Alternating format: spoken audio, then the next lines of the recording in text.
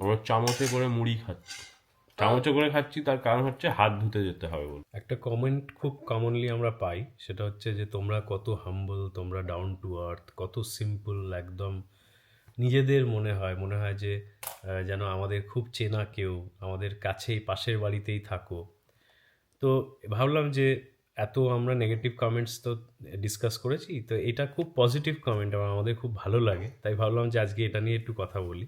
যে আমরা খুব মানে সিম্পল ব্যাকগ্রাউন্ড থেকে বিলং করি, এবং আমরাও যখন ইন্ডিয়াতে ছিলাম, ছোট ছিলাম, তখন এরকম দেখতাম যে অনেকেই ধরো অনেককে এরকম চিনতাম যারা ধরো বিদেশে থাকে, বা তারা দারুণ চাকরি বাকরি করে বা খুব ভালো রেজাল্ট করেছে, এরকম মানে হাই অ্যাচিভার, এরকম তো দেখেছি আমরা অনেক মানে ছোটোর থেকে অনেক জায়গাতেই দেখেছি।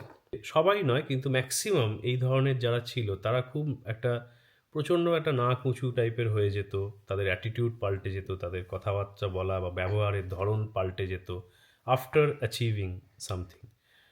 তো আমরা ওই উল্টো দিকটায় ছিলাম, রিসিভিং এন্ড, এবং ছিলাম বলেই আমাদের একটা চিরকাল, আমার শেষটা দুজনেরই একটা এরকম মনে হতো যে আমরা যদি কোনো দিন ওই জায়গাটা যেতে পারি, কোনো কিছু অ্যাচিভ করতে পারি, তাহলে আমরা এইটা কোনো দিন করবো না। এই যে একটা মানে ফেক শো অফ, একটা মানে সিউডো একটা ইন্টালেকচুয়াল ভাব যে হ্যাঁ আমি এরকম কিছু একটা হয়ে গেছি, এটা করব না। তার কারণ হচ্ছে যে ওইটা ইজ নট গুড, এবং ওটা যারা রিসিভিং এন্ডে থাকে তারা খুব বিরক্ত হয়। আমরাও একসময় হয়েছি, আমাদের ওটা ভালো লাগেনি। বা ওই অনেক জন্য সময় খারাপও লাগে, মানে ধরো হ্যাঁ, সাকসেস অফকোর্স, তুমি মানে কার সামনে ফ্লন্ট তুমি যদি করছো। তুমি যদি মানে you are rubbing it on the nose, তখন তো খারাপও লাগে। এক্স্যাক্টলি, মানে শেষটায় একটা কথা বললো। আমি এরম লোক চিনি যারা ধরো নিজে সাকসেসফুল হয়েছে বা নিজে কিছু একটা ছোট্ট তার অ্যাচিভমেন্ট হয়েছে, সেটাকে বিশাল বড় করে বলবে, এবং বলবে কাদের সামনে, যারা ধরো স্ট্রাগল করছে।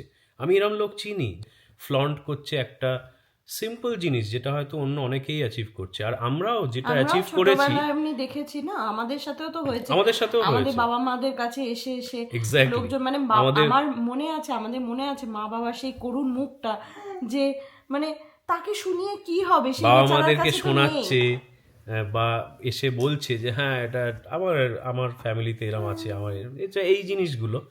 তো এটা ভালো লাগে না একদমই, এবং এটা ভালো জিনিসও না, ওই জন্য আমরা করি না। এবং বিশ্বাস করো, এটা আমরা যে এটা মানে বলছি, বা আমাদের যে নেচারটা, এটা খুব ন্যাচারাল, খুব নর্মাল। আমরা কিন্তু এটা করব বলে করি না, আমরা এরকমই। এবং একজন লিখেছে যে তোমরা কোনোদিন পাল্টে যেও না, তো গ্যারেন্টি দিয়ে বলতে পারি আমরা পাল্টাবো না, বিকজ আমরা এটা জোর করে মানে করার জন্য করছি এটা নয়, আমরা এরকমই।